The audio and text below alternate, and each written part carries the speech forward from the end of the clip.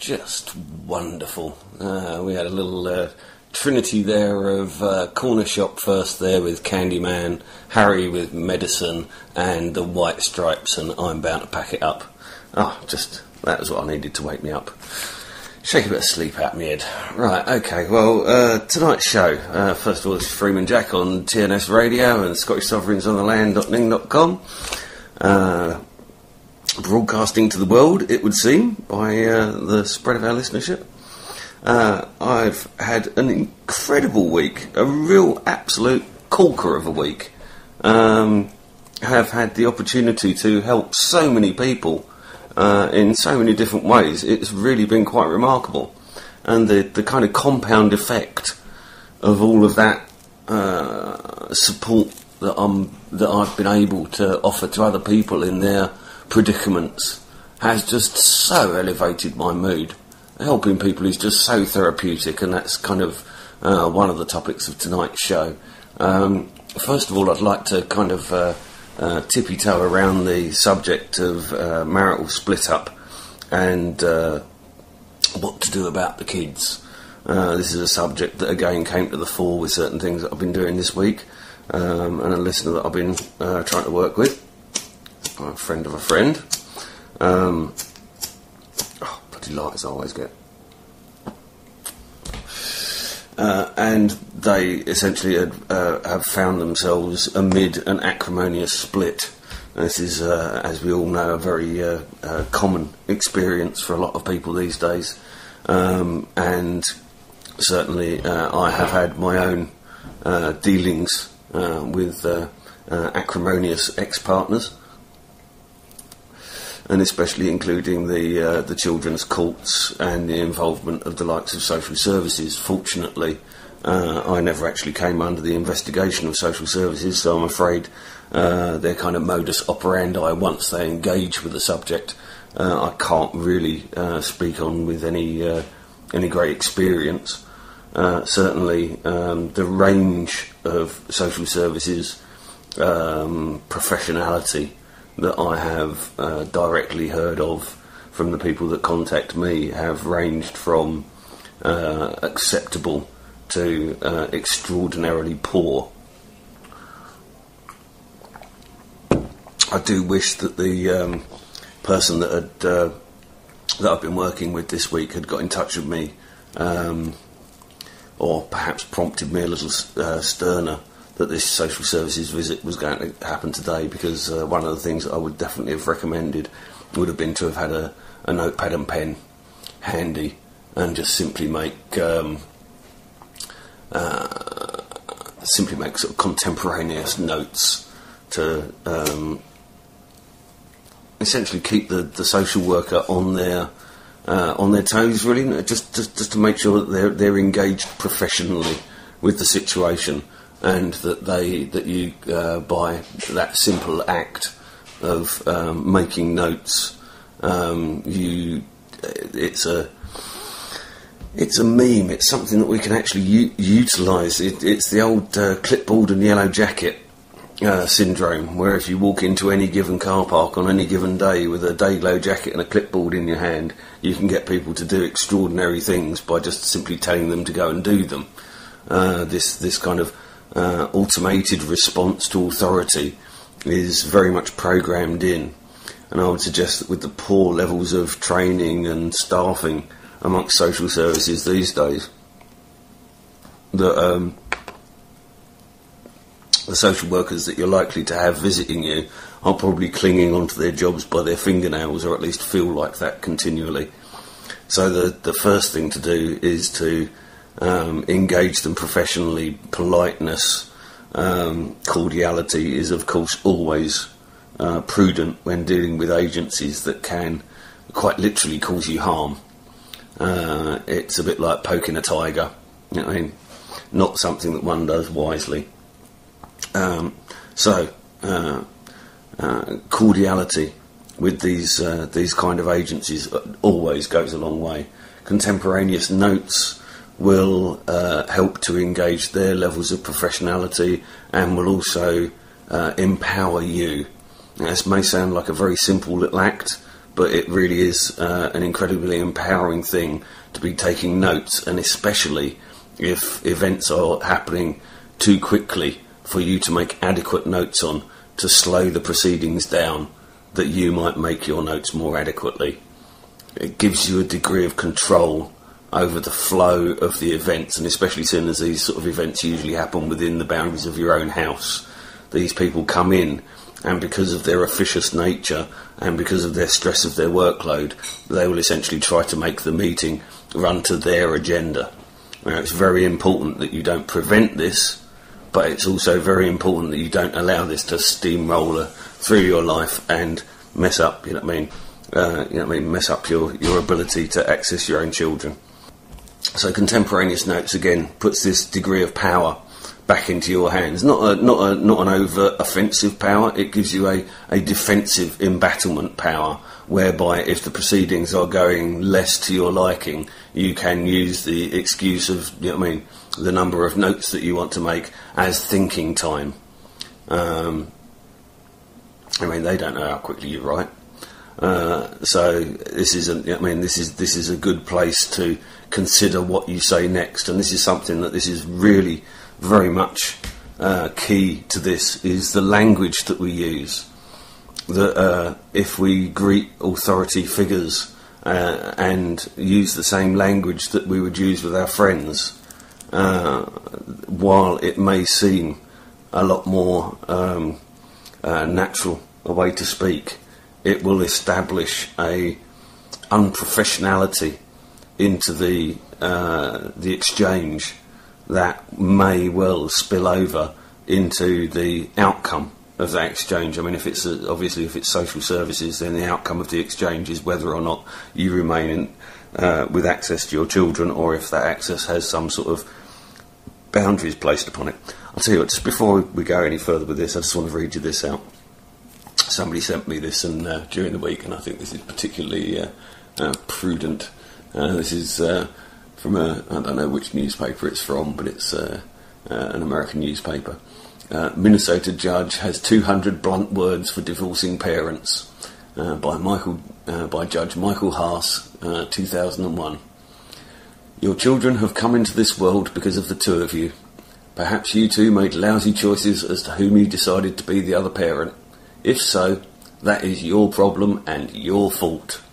No matter what you think of the other party or what your family thinks of the other party, these children are one half of each of you. Remember that, because each time you tell your child that what an idiot his father is, or what a fool his mother is, or how bad the absent parent is, or what terrible things that person has done, you are telling the child that half of him is bad. That is an unforgivable thing to do to your child. That is not love, that is possession. If you do that to your children, you will destroy them as surely as if you had cut them into pieces, because that is what you are doing to their emotions. I sincerely hope that you do not do that to your children. Think more about your children, less about yourselves, and make yourselves a selfless, kind love, not a foolish or selfish, or your children will suffer. That's quite an incredible thing for a judge to announce to a court, but I think that's incredibly powerful in so many different ways. And I have to entirely agree that regardless of the perhaps misguided decisions that we have made, especially in the realms of relationships, we can all be fools in love. And the resultant consequences of those relationships are often children. And so we individually and as a society have to try and embrace this reality of instability amongst family units, and do more to encourage the focus of the attention being on the welfare of the child. Now, I was actually placed in some incredibly difficult, in some situations that required me to make some incredibly difficult choices. And when I was faced with those choices, I am happy to say that largely I made the choice that I saw that could conceivably be seen as being best for the child, and under that particular circumstance, that better situation was with his mother. Although I was desperately attached to the child, and he has spent most of his life living with me, not with his mother. But at that particular juncture in my life, I was more or less homeless. I certainly didn't have any stable home environment that I could take a small child to and know that he was safe. And as a result, I relinquished my authority over the placing of the child, which I had at that time, and allowed him to live permanently with his mother. This turned out to be a mistake. His mother really wasn't particularly catered with maternal instincts, and coping with him and his new young sister by another father proved to be too much for her, and she was actually quite neglectful of the boy.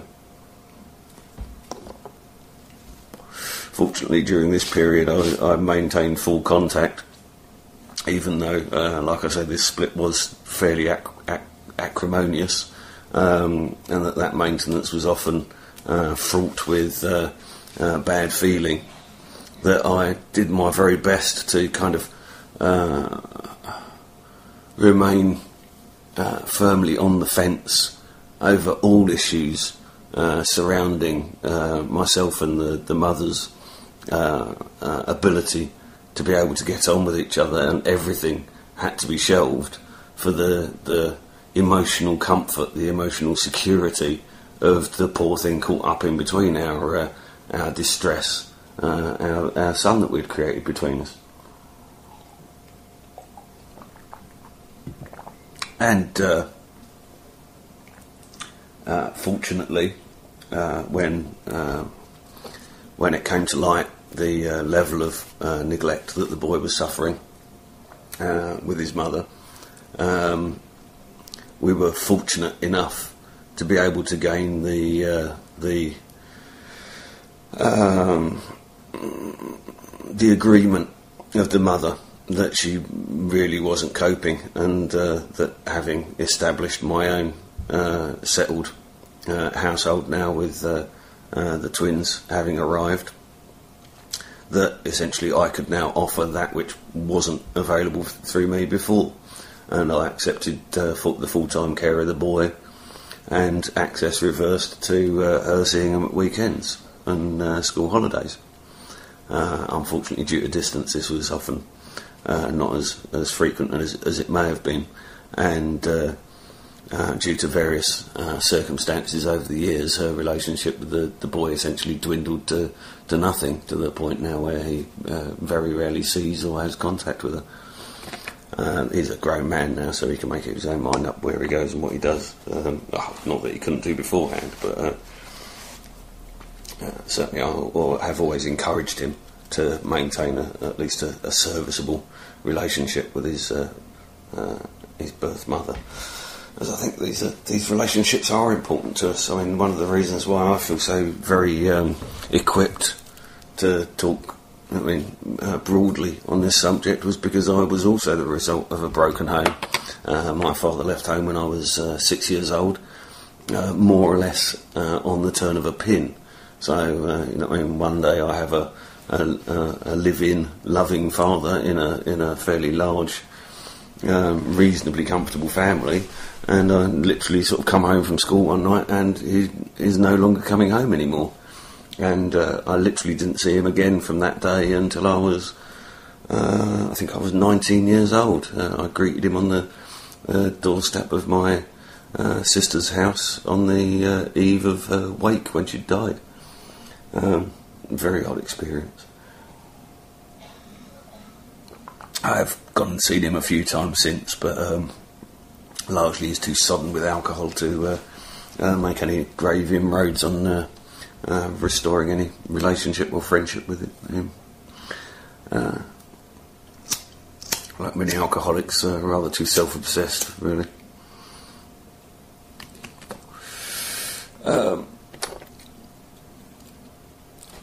Yeah, so it's keenly self-evident to me the damage that can be done even by a fairly caring parent. I mean, my mum was definitely very maternal, very nurturing, in and as far as she could be to all of us. But even then, the simple kind of familial taboo of the subject of my father had a deep and profounding effect on me. It may well have been as if, she had been cursing his name from the rafters on a daily basis, because the still silence that would descend upon the mention of his name, the unmentionability of there ever having been a dad in the family, it didn't go unnoticed. And this is the thing, children are such acute creatures, they really do. And not only are they such acute creatures and absorb so much more of their surroundings than we as adults remember doing at their age, but the other alarming trait of children is because of their immature self-obsession, that children naturally blame themselves. Now, this isn't like an intellectual blaming of oneself like an adult might do when feeling that they're responsible for a set of circumstances. This literally is that a child up until the age of 5 is really completely unaware that there is anything other than themselves. Everything outside of them is a toy, and everything else is them. And so if you put a child of that sort of an age into one of these sort of circumstances, then whatever is happening in their world must somehow be down to them.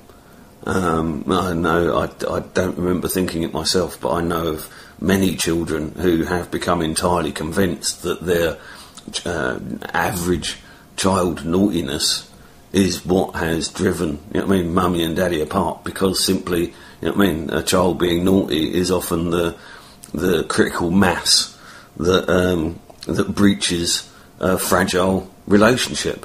So if you're already on the verge of an argument, then having a child misbehaving in the most ordinary of ways will become the straw that breaks the camel's back. And so all the child will see is the child simply exploring its environment and expressing a little bit of natural naughtiness, and suddenly the familial world collapses about that point. And so what else is that child to assume in the ignorance, in the absence of long, very careful conversations with both parents describing how this is nothing to do with the child is going to carry on in ignorance and construct its own worldview. I remember shortly after my dad left home, I knew that my dad drove for a living, but I really wasn't at all sure what he drove for a living. And I remember finding an old diary from infant school and seeing over a matter of a couple of weeks various diary entries describing my dad and his daily work with all manner of different kind of road vehicles. I completely lost the factual part of it, that he was in fact a lorry driver, and just simply imagined him into all of these other roles. And I remember in my infant mind of the time being absolutely convinced that was what he did. So we construct our worldviews from a lot of things, and a child's mind constructs its worldview very much more focused about points that to us adults may seem completely irrelevant or insignificant. So, whenever there's a child caught up in a relationship problem, it really is the onus falls upon you as parents, both of you. And this is where I'm going to be going next, is finding common ground and how to mend fractious relationships without necessarily having to actually get back together with that particular partner. I know we've already had quite a few tunes on, but I'm going to slap another one on while I prepare myself for this next part. Right, okay, well, I just kind of delayed that little music break a little longer than I was going to, partly to refresh my cup of tea, but also to wait for a response from the person that I was PMing in my absence. And I'm just so glad that I got the response that I did. I'm gonna edit this while I read. This is in response to me saying on air about how if you're confronted by social services, you should keep a notepad and pen to hand and make contemporaneous notes. I did, lol. Got a huge notepad, and I'll come back with cool. Good girl. Did it work? Do you feel like it helped, just like I said? And she's come back with, yes, very much so. It made me feel that they didn't have the power over me, and I was nice but very assertive. The lioness. I'll go back to that. Dave said he was proud of me, and thank you very much. I'm just so incredibly empowered by hearing these sort of stories. This particular person just has so many other problems in their life that they just don't need this shit at the moment. They're busy trying to get happy and keep their kids and with all sorts of other theoretical health problems that we're rapidly trying to de-manifest as we speak. Yeah, okay, so, that just reinforces what I was saying, that essentially this adopting the mantle of authority, we're constantly being told through the conspiracy circuit that you're having hypnotic techniques being used against you and mind control techniques being used against you. Well, if you actually think about your everyday, day-to-day conversation, the actual art of conversation is, generally speaking, trying to impress upon somebody who may not be entirely receptive to your views, the views that you wish to impress on them. Essentially, we use the art of language as a melody to wrap around a lie, in essence, that what we say in conversation is largely corralled. We cage our words. We speak selectively. We speak selective truths, and that essentially, if we become self-aware of this process, first of all, we can reduce the amount of selective truth that we employ with those that we love and those that are close with us. Because the more open we can be with those relationships, the more empowered those relationships are. And like many people have heard me say on air, I honestly believe that the open honesty amongst our group actually saved it this last couple of months from the attack that it's been under. Had we have not known each other so very well and very personally, a lot of the shit would have stuck, and it didn't. Anyway, that's an aside. But when we're dealing with people in authority, they're essentially trying to use what we now know to be a lie against us. Most of the shit that befalls us is because it ends with a piece of paper which we're offered, which we expect that we're somehow commanded, commended, or forced into signing. And that the signing of that piece of paper then agrees you to the consequences of that meeting. And so, putting the shoe on the other foot, something that I have employed lifelong. Like I've said many times, my life on the road has not been one of carefree motoring. It's been a life of persistent harassment from the forces of law. I hate to say it, largely deservedly with my appalling driving, but that's not the point. But the one thing that I learnt from an old biker many moons ago in the dark days of my youth on a moped was that when you stop for a policeman, first of all you approach them. This whole kind of sitting. Obviously, I know that if you're planning on driving deregistered, this may not necessarily be the approach. But if you're driving a vehicle that is ostensibly legal, and you know that the manner of your driving may have been less than was desired by the policeman that's pulled you over, then you jump out of your car or off your motorcycle, you remove your helmet, you straighten yourself up, and you approach them before they have a chance to get out of their car. First of all, that is essentially, do you know when you've got a seat to yourself on the bus and the person comes and sits next to you on the bus? I would be very surprised if many of you don't feel a certain sense of discomfort at having your personal kind of bubble infringed upon. And that this is a very powerful psychological tool. This is why school teachers lean over children and kind of shout in their face, because it's a way of imposing more authority than is actually granted by the words themselves onto the act. So this act of presenting oneself placidly within the comfort realm, i.e. right outside the door, you're going to have to be asked to move if the door is to be opened. So more often than not, the policeman will wind down the window rather than open the door. Quite often they'll get out the door if they're in a bluster and they're going to fucking nick you anyway. They'll bust, fling the door open, grab you and throw you on the bonnet. If that's not the case, essentially what we're looking at is this kind of the kind of casual speeding ticket. Oh, we saw you going too fast, we're going to make sure that you admit to going too fast, and then we can give you the speeding ticket. This is a way to avoid these kind of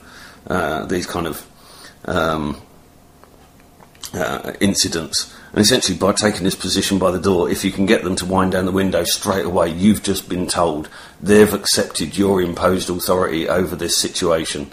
Police are just like everybody else. They may be full of bluff and bluster, but even the biggest one will still respond to straightforward psychological programming. It's just simply a matter of understanding human nature and understanding how individual human nature imposes itself on the group. So if you can get this situation where the window has been wound down, straight away you know you're in a position of standoff. Whatever direct action the policeman had been planning is now set to sort of middle stage in their mind. And at this point you enter with the line, "What appears to be the problem, officer?" First of all, you've used the definitive, you've used the officer, which makes them feel good about themselves. Oh yes, I'm an officer, aren't I? I'm not a man, I'm not just a man in a monkey suit. You know what I mean? I'm an officer of the law. Suddenly you've started to program all of those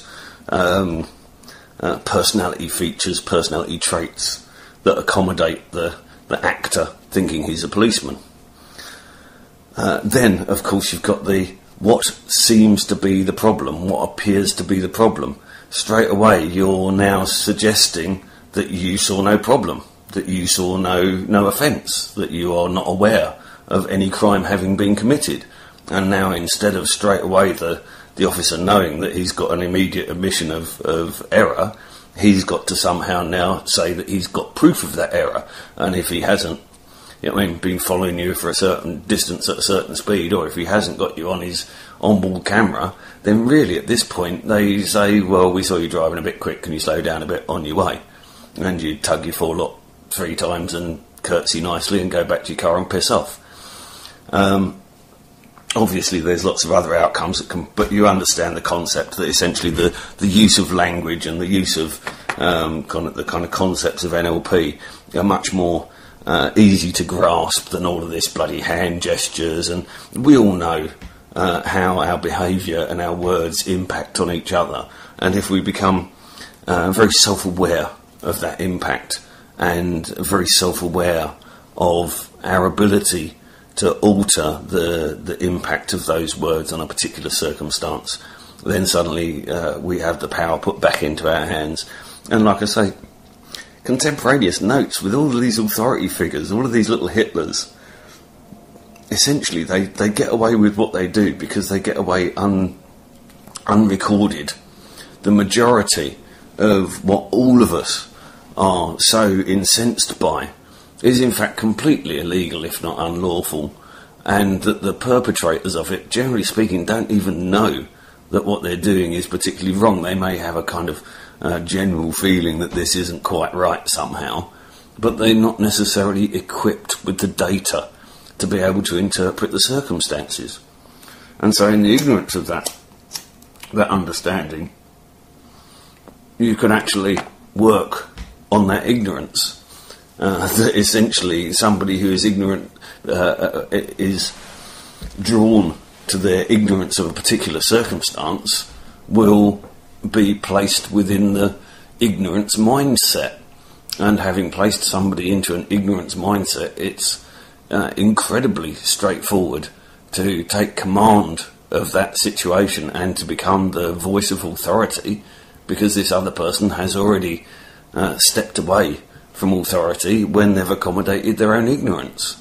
And so if we, certainly the example of the social workers coming to your house, you know what I mean, your house is your castle, and like the young lady was saying about the lioness, this is something that I advise all women confronting situations with children and social services and courts and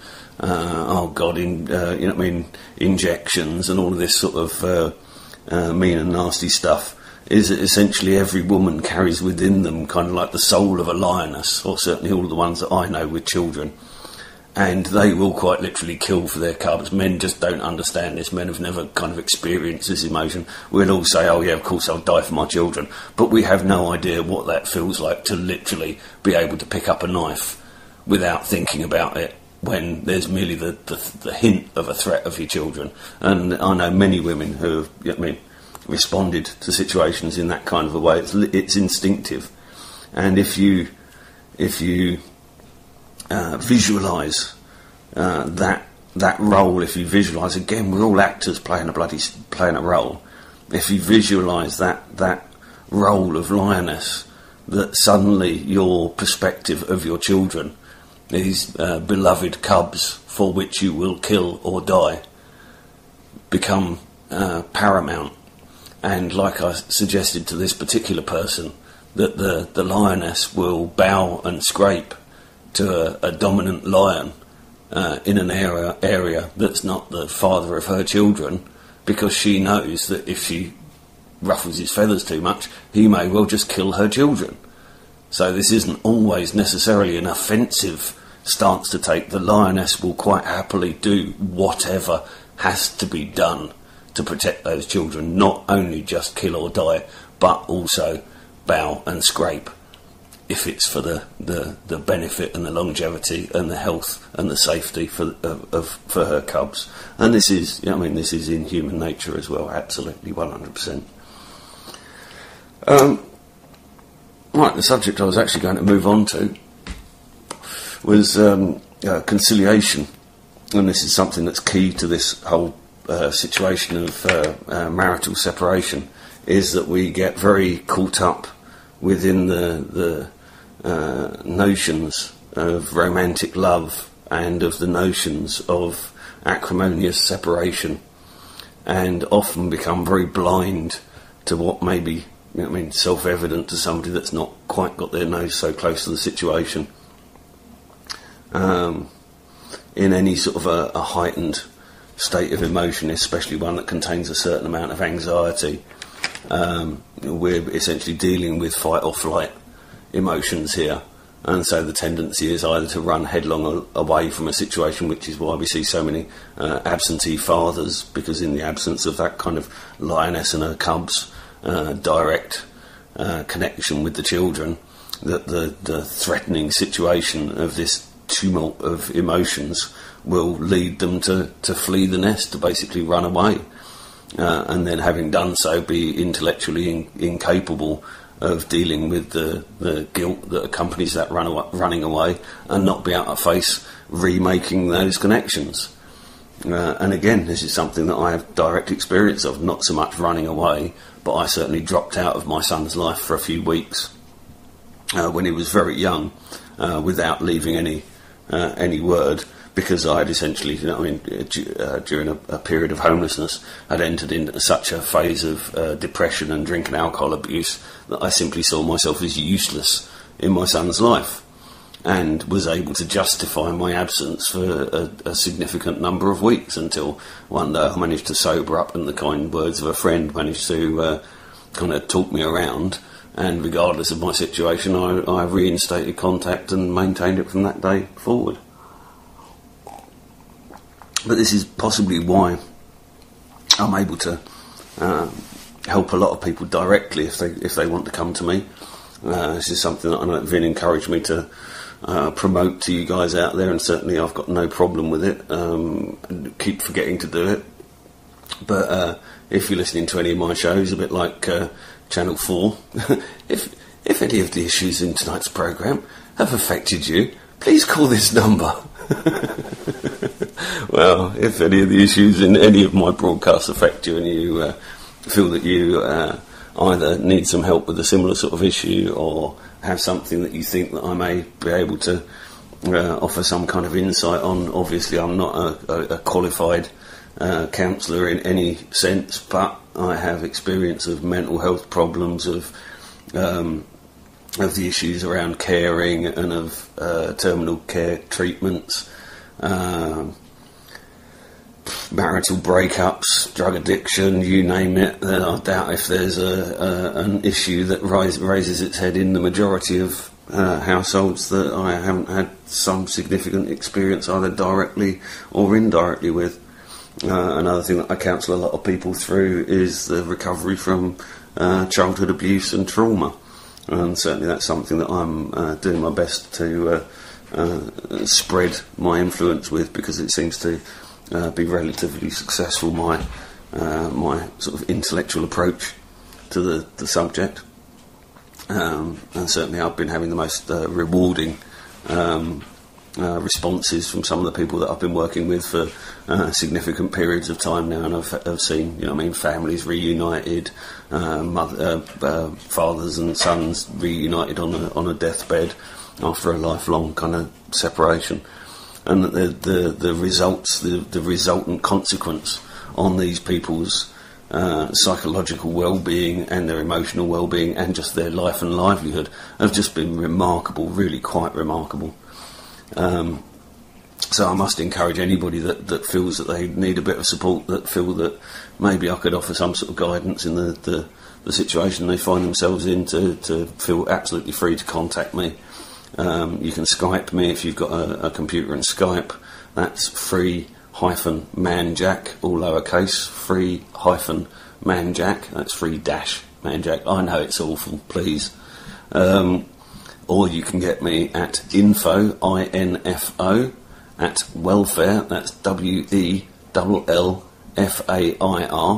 as in welfairy, well and fairy, welfare.org.uk, so that's info at welfare, WELLFAIR.org.uk, or if you go to welfare.org main page, you'll find a contact us page on there, and also on the Welfairy Weebly page. If you put a note into there, that goes through to all of our advisors and will actually make its way to me as well.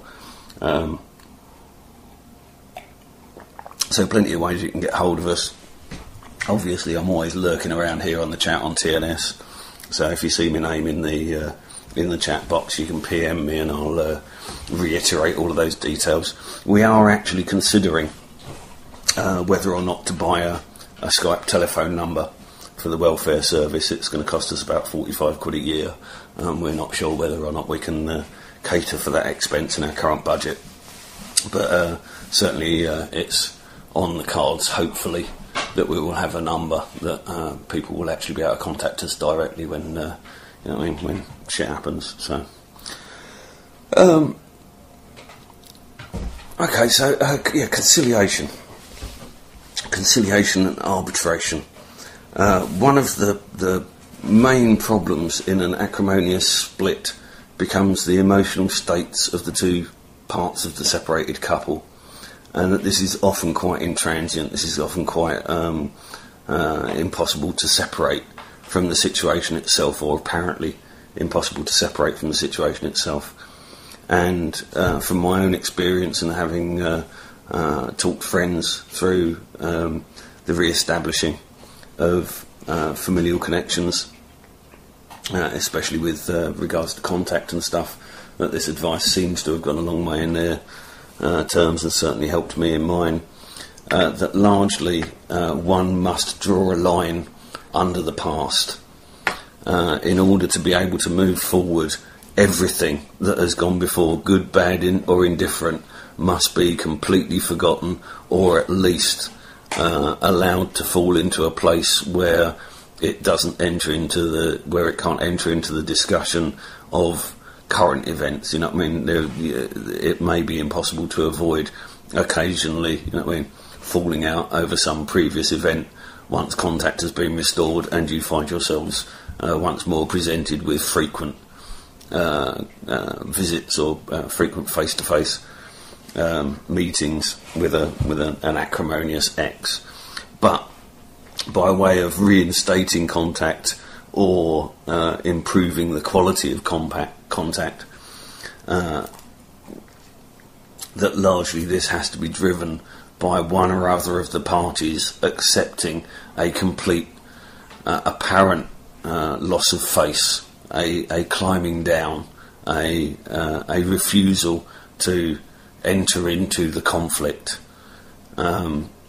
and the offering of that person of conciliation, of steps to repair that which is wrong, and that this is really often a matter of quite significant negotiation. You know what I mean? This doesn't necessarily all just fall into place straight away, but certainly I found that if this is something that you're facing immediately, you know what I mean, if you've just split up and you're not seeing your kids, or you've got the kids and the other half isn't seeing the kids, and you think you're going to end up you know what I mean, in court any day soon over it, that the more you can have arranged amongst yourselves an acceptable outcome, the more likely that outcome is going to be accepted by the court unquestioningly.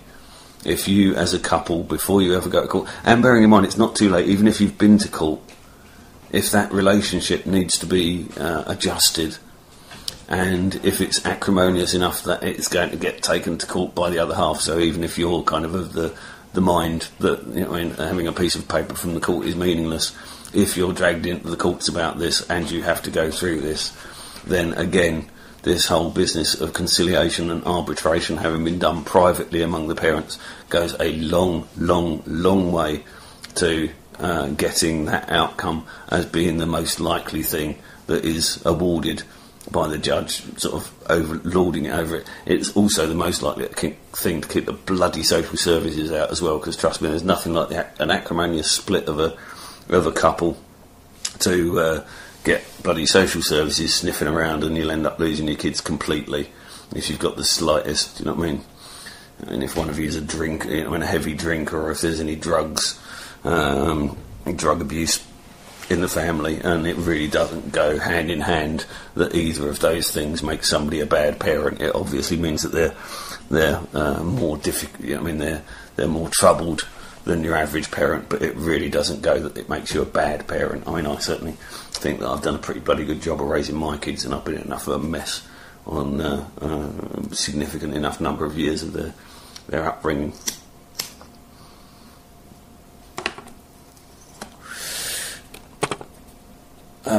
Right, okay.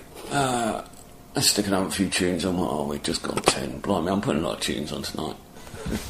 The late great Ian Dury and the Blockheads there with I Want to Be Straight. It might be a wrench, but think of the stench I'm leaving behind. Just before I go back into the topic of this evening, just have a BBC. This place gets more like the BBC every day. I have an apology to announce.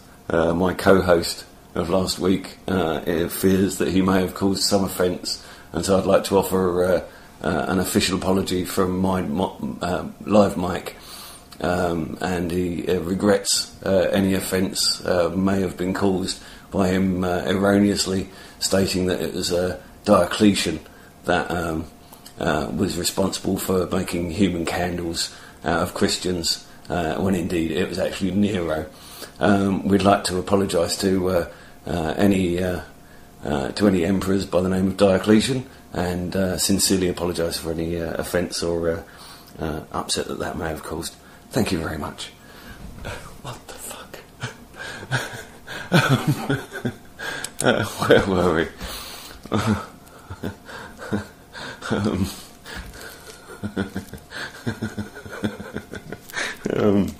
What did we have there? We had the big angry day there, keeping it real for Mahat there. After that we had Clash, the Clash really can't fail, and to round up there Ian Jerry and I Want to Be Straight. Right, okay, so let's kind of like slightly change tack here. That one of the reasons why I don't really deal hugely with the kind of benefit side of welfare, but I do tend to pick up anybody that comes our way that's got any level of kind of depression or mental health implications that accompany their physical ailments and their benefit problems. And I always do my very best to impart the very best advice to them that I can. I used to be an absolute black dog monster, you know what I mean? The black dog of depression, as Churchill used to call it, would swamp me on a fairly regular basis, to the degree that I spent a significant amount of my life trying one or other of the various prescription medications being prescribed me by the various shrinks that I came under. And having found a wonderful man who fortunately recognised the complex nature of my psychological difficulties and the chemical implications of all the drugs and drink that I was pouring on top of it all, unfortunately decided that medicating me probably wasn't the best treatment, and instead engaged me on a course of cognitive behavioural therapy, which initially removed the direct impact of the kind of regular bouts of depression, but moreover gave me a tool with which I could kind of reconstruct my own reality, reconstruct my own life, and understand the kind of input-output implications of how both our thoughts and our actions are intricately linked. And one of the first things that it taught me was that the very worst thing for the human anatomy is inactivity. If by your physical complaint you are physically restricted from moving at all, then I highly recommend you to engage in the most indulgent intellectual activities you can possibly find, because like I was suggesting to somebody the other day, that they've actually done tests on ageing patients in hospitals who used to practice Tai Chi, and they've found that getting an ageing Tai Chi practitioner to imagine doing a Tai Chi routine for a set period each day actually improved the patient's muscle tone. Now, they weren't moving, they weren't doing anything with those muscles, those atrophied muscles. They were simply imagining the doing something with those muscles. Now, how extraordinary is that? An indication of the mind-body link, of how we think that we interact with a 3D, hard, bloody stuff reality, and that everything is, I mean, the primacy of matter, as it's called. But certainly in my researches, this really is an illusory reality that we exist in, and that the primacy of consciousness is actually key to this subject, and that we all have the choice of how we experience life. And this was certainly something that, you know what I mean, when you're in a depressive state, you feel that you have had that either imposed upon you by your own mind or by the circumstances that you're dwelling upon that are conjuring up this kind of mindset. And oh, I missed it in the chat. Dave, just stick it in the chat whether or not you've already started on your tree, mate. Yeah, so this when you're besotted by a depressive state, you will feel imposed upon. Pressure is often a sensation that people describe feeling, and that this is essentially the experience of the introversion of the mind. Wilhelm Reich experimented with amoeba and found that their expansive or contractive responses to external stimuli were almost identical electronically. The electrical stimuli that went through an amoeba were almost identical to that which the central nervous system utilises, and that the response to a negative stimuli is contraction. But that with an amoeba would contract in one part of its organism while expanding to a similar amount into another element of its environment, whereas with the human organism that contraction is intellectual, and that we largely enter into this kind of fixed stasis where we kind of fixed to the spot, simply absorbed in our own thoughts and our own problems, and that this essentially drives an inward energy which is largely responsible for the sensations that accompany depression and neurosis. That the sensation of depression and neurosis is simply that. It is simply the viewpoint of introspection.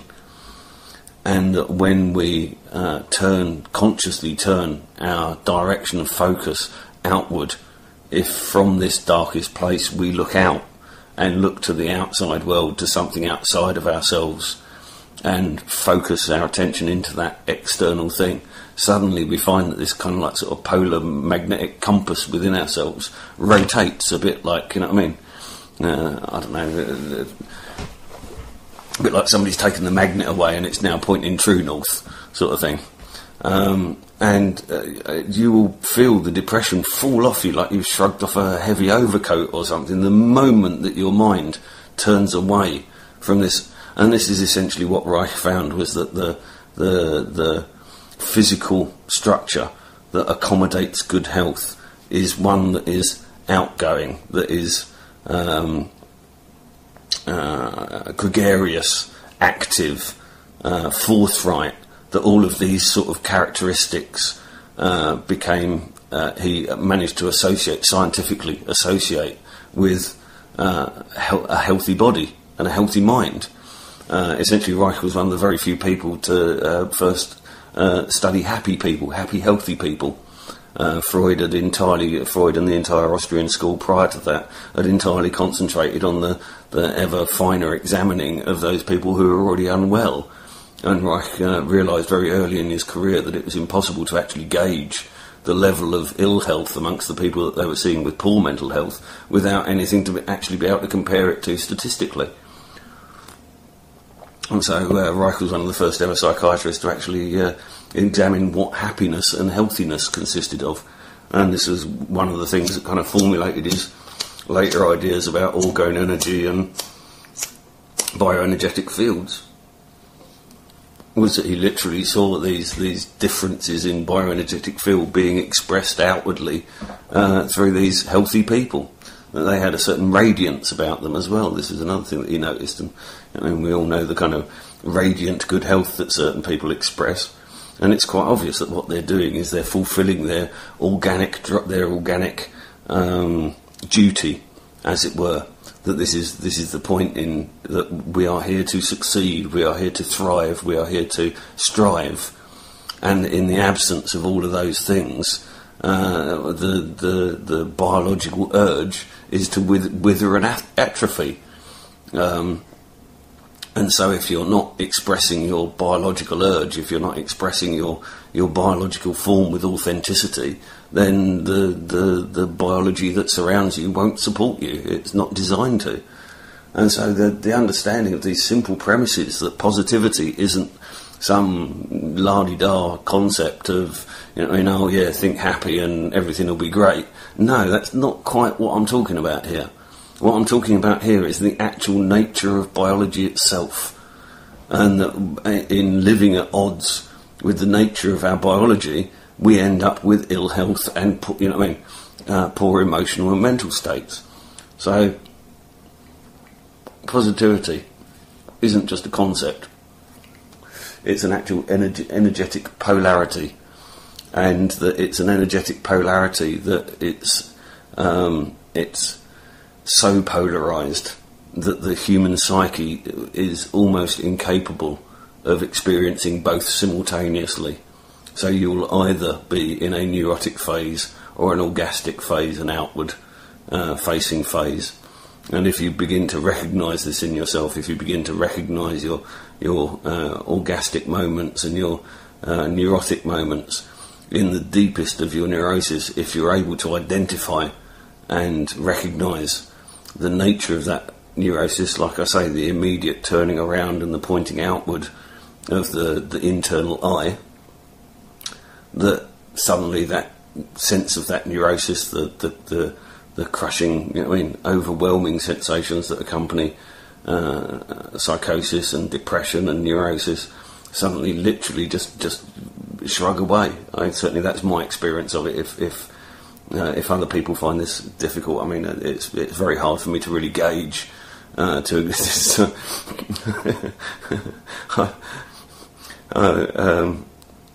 found myself being treated like some kind of online therapist that should be demanding some kind of a wages. By the way, thank you for the kind offer, the donation for the setting up of the phone line that I've had while I've been on air. That's really kind. Well up when people do things like this. I don't think you lot quite realise.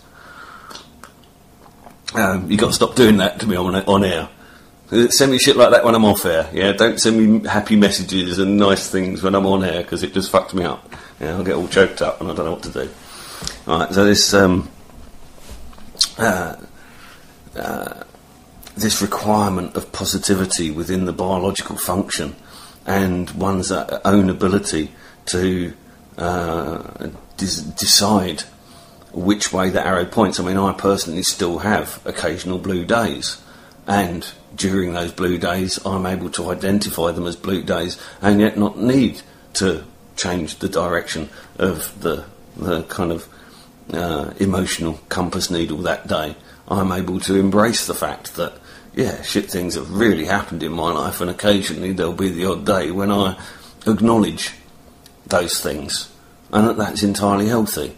It only becomes unhealthy when that becomes a burden, when it's prolonged. And certainly, this is another way that a very good grief counsellor once helped me to get a grip on the level of grief that I felt for the number of family members that I'd lost. And what they suggested that I do is simply set aside a day for those individuals, and to pick, either the day that they died or their birthday or whatever, and have that day. And although I haven't maintained that, I did that for a period of time, and on that day, if I chose their birthdays, I had grave difficulty actually remembering the dates that any of them had died, even though they were very close family members, just because I was so off my head at the time. But I would use their birthdays, and sure enough, each birthday would come around, and a few days before I might start feeling a bit weary and a bit weepy, and not so gregarious, and would note the day on that day. Maybe pick out a personal item relating to that person and put it out on display for that day. And that this really helped me to then corral my grief. I now had a focus for my grief, and that focus was put into place as a positive thing. Yeah, that this was an allowing oneself to grieve. I must say, there was a chap just joined our welfare.org.uk forum, and has posted some really incredible stuff about male grief, and the kind of macho image that's imposed on us. It sounds like he's a big northern lad, and he's put up some posts about kind of male depression and self-harm, which I was really, really impressed with, and I must get back on to responding to those on the forum. So again, it looks like we're going to be growing the most remarkable forums as well with welfare.org. So go and have a look, folks. Post in, sign up. Let's see what we can create. Well, this is another thing. A lot of people may not have realised that the welfare organisation is far from merely a benefits advice service. That really just isn't what we were ever intended as a modus operandi. Essentially, we have been so beset with benefits issues that it became a little more of a focus than we had intended. But we've now completely redesigned the site and have kind of relaunched ourselves as very much more a general welfare and well-being site, and that this is really important. That we certainly had no intention of encouraging anybody to accept the benefits of state, because that basically requires issuing some part of your personal sovereignty to the state in exchange for those benefits. I'm not going to go into a grand political speech about the whole concept of the welfare state and the social contract here, although I may do. I'm apt for it. Certainly, like I say, the concept was that certain people were being excluded from their entitlement to benefits, largely people who were already by necessity having to claim, and that their exclusion was appearing to be enacted as a socially engineered genocide. And I really don't mean that in any uncertain terms. The people that we are having coming to us are, one step away from suicide or one step away from an early grave, from the circumstances that the welfare state is currently leaving them in. And in every single case, bar none, that we have dealt with to date, those people's entitlement was exactly that. It was an entitlement that they were being denied access to. So we're not talking about people trying to claim disability when they're really not particularly sick. We're talking about the chronically sick and the chronically disabled being denied the pittance over the basic rate that they receive, which is supposed to accommodate the additional ongoing costs of living with an extreme disability. And some of the cases that we get just would enrage a saint, trust me. But like I say, big up the welfare team. We've got a 100% success rate at appeal currently going, which is something that I know my missus is incredibly proud of, her 100% success rate at appeal, and that isn't just through the welfare. She's been taking things to tribunal and appeal for probably most part of 15 years.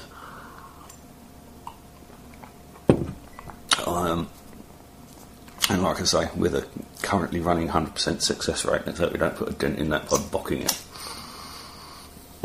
Right, I'm going to slap another couple of tunes on and stump up a direction to take this topic in. As you can hear, it is really one quite close to my heart, and I feel it's pretty important that it's aired. These issues are often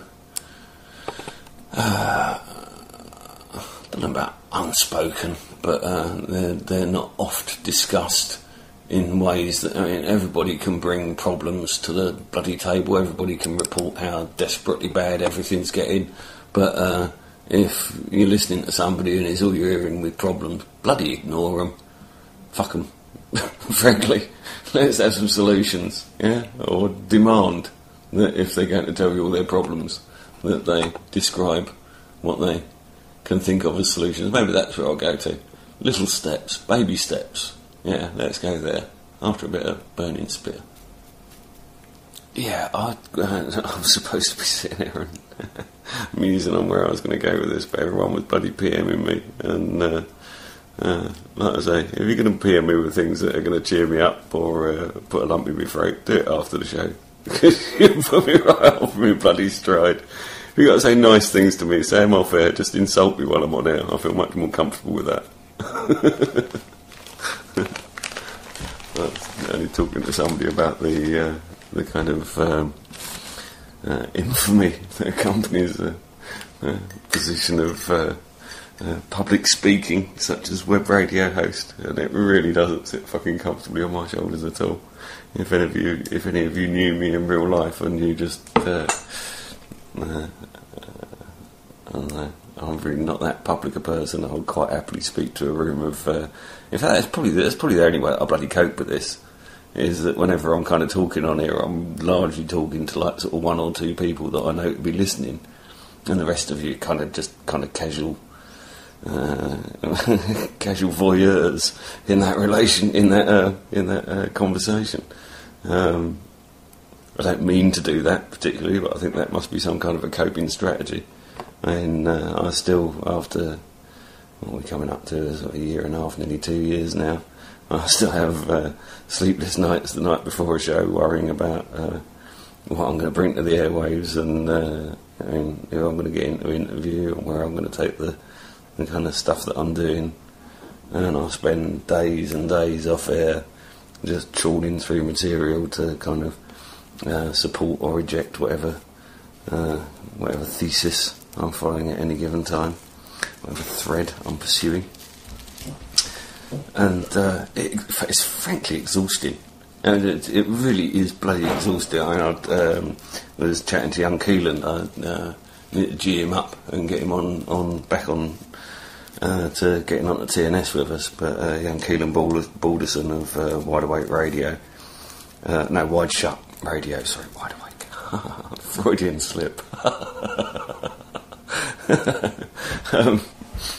Of Wide Shut Radio and Tipping the Pyramid. I was talking to him, and he was saying about how producing his hourly shows, along with running the regular chores of a life, if it's significantly researched and if you can back up what you're going to say, then this is like the iceberg. You know what I mean? You get to see the floating tip, the 9/10 that goes on under the surface is wearing. And I actually found myself at about bloody 5 o'clock this morning watching Rupert Sheldrake talking about scientific dogma and heresy, and just fully engaged with the subject, and just it would be good to find a dimmer switch again. I know I found it once when I needed it, and probably I don't have access to it because I currently don't need it. I'm full of vitality and in no need particularly of slowing down, but it would be nice to be able to have the option occasionally. But slow down I must. I noticed we've got Ezra in the chat box. I'm very grateful to see your comments in the chat, mate. Yes, you quite rightly identify Rice orgone theory. We've been very much accommodated by the Eastern school of thought, the description of Qi energy, Qigong energy, and yes, of course, you have the yin and the yang, and I think that as far as a sort of point of meditation, if one's in a depressive state, that certainly those kind of very simple visual constructs can often be quite good visualisations to do while meditating. Again, meditation very important in all of these things. If anybody out there has yet to try just basic breathing techniques, or take it a bit further and go into a bit of TM, transcendental meditation, I just highly recommend it. Hugely therapeutic, very healthy, if nothing else. You can do it sitting down, which I always like, being a lazy bastard at heart.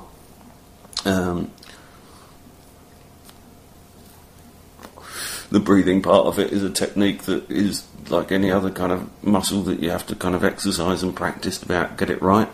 But if you do stick with it and manage to get yourself into a position where you're able to comfortably meditate and do your breathing exercises for a full sort of 20 minutes a day, I can absolutely guarantee you that whatever health or emotional or even normal problems are confronting you in life will suddenly pale to a lower level of significance. Oh yeah, that was it. Yeah, baby steps. That was where I was going to go. Yeah, essentially, looking at the virtual reality model and Bruce Lipton's Biology of Belief and all of this, we can see clearly how our reality is expressed through a stream of probabilities, statistical likelihoods, and that this is something that's very, very, very powerful. That if you're in a state of depression, if you're in a position of emburdenment from life, that it's very easy to come to a position where we feel powerless, where we feel that we are simply arbitrarily doing that which we must. And that this, again, very much drives this kind of neurotic introversion, which leads to poor mental health and poor health generally. And so one of the tools that I've routinely used without really understanding the nature of its actual ability to remodel the reality that I experience is what I've always described to myself as baby steps. That essentially, if you're in a real deep dark hole, rather than looking at how big a bloody ladder you're going to need to get all the way out of the hole, work out how you're going to get an inch off the floor first. And this is kind of the philosophy that I apply, that if I can't see any way of overcoming an insurmountable problem, that instead of even approaching it as an insurmountable problem, I'll kind of nibble away at it like a bloody mouse at a bit of cheese. I'll start at the corners. And what tends to happen is that the small effort that you made in the reality field, in the probability field, through that little step, and your desire to overcome the overall problem as a fixed intent, have the desired effect and produce an outcome in reality that is way beyond any normal understanding of interaction or of causality. That the small nibbling at the corner of the problem couldn't possibly have been the direct cause in most people's minds of the overcoming of the entire problem. And yet, through Tom Campbell and Bruce Lipton's work, we can see that clearly, biologically, physically, quantumly, that this is exactly what happens, is that the combination of the three things, of the desire, the fixed intent, and the action on that intent within the real world, has an incredibly powerful implication on how the statistical probabilistic future reality field expresses itself throughout our observations. And so it may seem futile at the time, taking such a small action, excuse me, dropping my lighter, taking such a small action at what seems to be such an insurmountable problem, but that this small action is actually much, much, much more powerful than you could ever imagine it to be under the standard SI model, under the kind of science that we're given through the telly and through the mainstream media. But Tom's MBT model and Bruce's biology of belief and the nature of the expression of hard biology through the perception of the mind. And again, watching the Rupert Sheldrake yesterday, it's quite clear that Rupert Sheldrake would concur with both Bruce's work and Tom's work, and yet would appear to have come from both of those conclusions from completely separate research streams. And this is something that I've used as a huge tool to help me in acquiring what I think of as now a relatively complete model of what stuff is and how it works. And it is only a model, you know, and this is a map, you know, and this isn't reality. This is just a tool through which one can interpret observed, you know what I mean, observed reality and make sense of it. Because this is the other thing as well, is that the current model leads people to thinking they're mad. I know I spent long enough thinking that I was mad from the things that I would experience, and thinking that nobody would ever understand me. But now I've actually got a reasonable model with which to explain those experiences. So, you know what I And yes, so this is another illustration of how the understanding of, is it probable? If it's not very probable, then why are you putting your energy into doing it? You would be much better off investing your energy in something that was small but very probable than something that was large and hugely improbable. Yeah? And then basically assemble together all of these small probabilities that you can affect very keenly, and you find that the fractal of that expression of your desire into reality will literally unfold in a what appears to be miraculous way. But what I'm here stating is that this isn't a miracle, this isn't the hand of God, this is merely the expression of how shit works.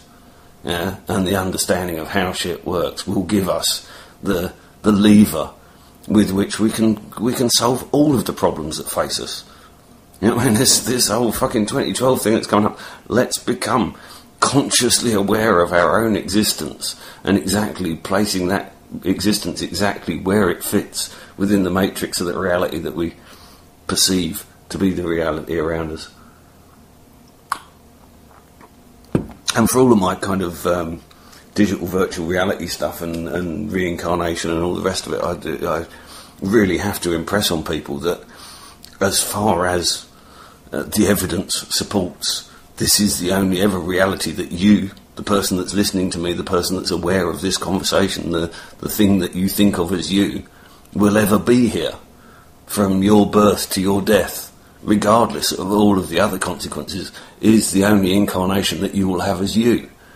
If you do happen to be reincarnated in some kind of a spiritual sense, if there is such a thing as metempsychosis, the transmigration of souls, and your soul travels complete to another body, it will be in another body, it won't be you.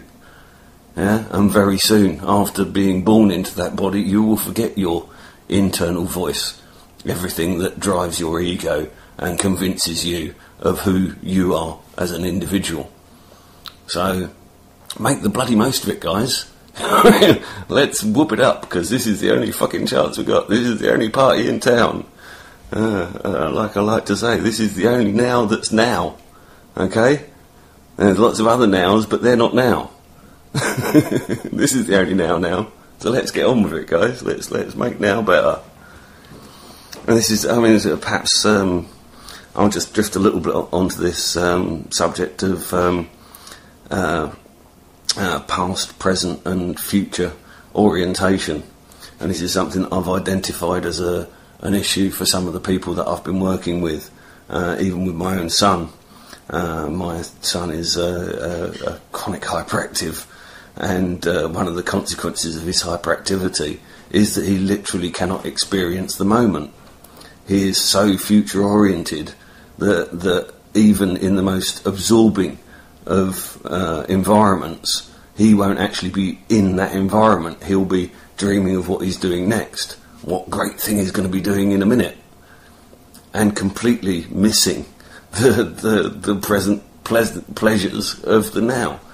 And that this is actually something that we're trying to address with him, and that by identifying this, we've found that it's as an issue, it's become quite easy for us to breach this intellectually with him, and now he's able to consider the now as a much more important thing, as something that, yes, he needs to become more immersed in.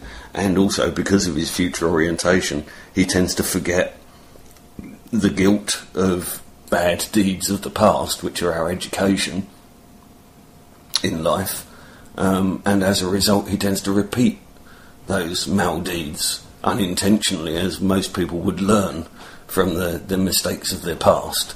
The inability to connect with that past leads you to repeat those mistakes in the future because you haven't appropriately accommodated them in your behaviour patterns. So you haven't learnt the lesson. And so again, you know what I mean, not only are we encouraging him to dwell more within the now so that he can enjoy himself and enjoy the sensation of existence in the moment more, but we're also having to encourage him to become retrospect as the monster himself. Just talking about you, and who should show up now? Piss off. I want to talk about you behind your back, not to your face. It's not really behind my back, it's the there. Yeah, well, true. It's kind of metaphorically behind you. Yeah, well, it's a metaphorical behind your back. Now, piss off, because you've just completely put me off my track. Yeah, I'm sure you bloody were. Just ambling about, in and out. Where the fuck was I? Oh, yeah. Future-oriented. And conversely, one of my great friends who's recovering from a huge level of trauma and is really immensely on the mend. I mean, it just fills my heart. The reports that I get back from him, the level of enjoyment that he's now able to experience on a kind of daily basis that was absent from his life in the past. But with that particular chap, it was completely the opposite.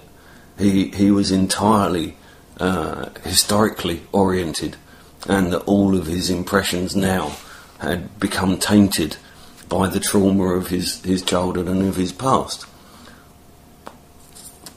And as a result of this orientation, this past would keep re-expressing itself into his present day.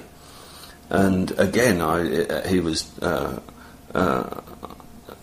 not particularly receptive to the whole idea of kind of positivity and future orientation to start with. Initially, when I suggested it to him, he was fairly convinced that what had happened to him in the past was somehow key to restoring his well-being now.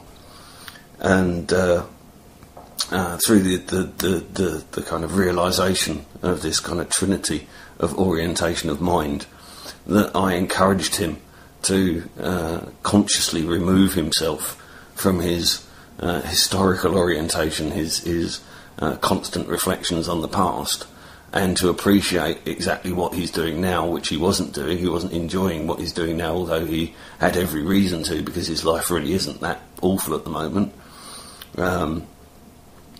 And not only that, but to be able to plan for the future, because at the time he wasn't ever able to really get beyond living the next day, and really, planning wasn't on his agenda, and the replacing of the correct kind of perspective of these kind of trinity of orientations into the perspective of basically enjoying the life that he's created for himself now, and also projecting I've come this far, look at how far I could possibly go if I carry on getting better.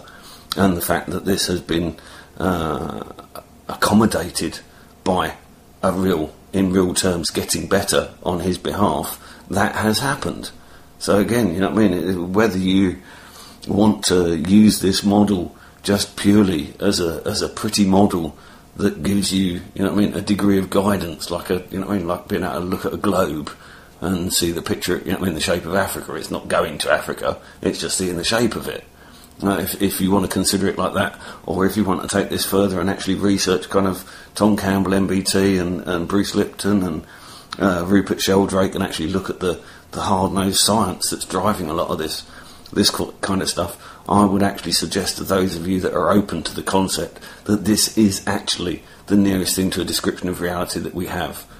That reality would appear to be this sea of data which we receive as a digital stream of probabilistic events from a statistical probability field, and that our minds and our bodies are key to driving the observed reality that we experience. That essentially is all we are, is the I inside. That is all we can say. Descartes said, I think, therefore I am. Well, that is essentially a description of the universe. We have the witness of our senses isn't actually what we think it is. The witness of our senses is in fact a digital data stream, and if our brains were floating in a tank being fed by some supercomputer driving a virtual reality world, feeding all the appropriate responses that the brain would experience from being immersed in that virtual reality world, we would be completely ignorant of that fact. The brain sees no light, the brain hears no sound, the brain feels no external hard stuff. The brain is simply a receiver and an interpreter of data, and that data is digital, it is packets of data, and essentially that is all we know. And so from that standpoint, we begin to see that we can directly, fluidly produce a reality of our own consumption, of our own desire. But this is essentially because of our collective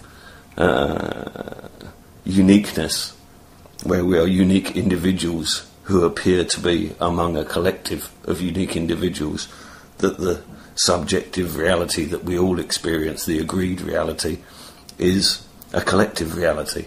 And so we need to gather our thoughts and collectively create the reality of our own making, and not the one that has been imposed on us by the, I would suggest, the types that have probably had access to this information for an awful lot longer than us. But I qualify that in the suggestion that that information has been veiled within the realms of the description of the occult, and that in fact the practitioners of the occult have largely stumbled upon these physical outcomes of intent and action, and that their actual understanding of what drives what they do is in almost complete ignorance. That they have, they've used these occult ceremonies to create essentially what you can do sitting in your living room without having to sacrifice any babies. And as long as there's a few of you to do it, and you'll do it with good intent, there's absolutely no reason for it not to happen, folks. So certainly by the experimental experience that I've been getting. Anyway, I'm absolutely done. Look at that, it's only bloody 12 minutes past 11. I'm talked out. Again, intellectual burnout. I think I'm going for it here. I've got to get hold of Rupert Sheldrake. He got back in the country on the 20th, and I haven't contacted him all week. But hopefully we'll be having him on soon. Obviously we've got the Welfare All Stars on Thursdays, 4 till 6. Another little Freeman Jack production there, which pisses all the trolls off no end.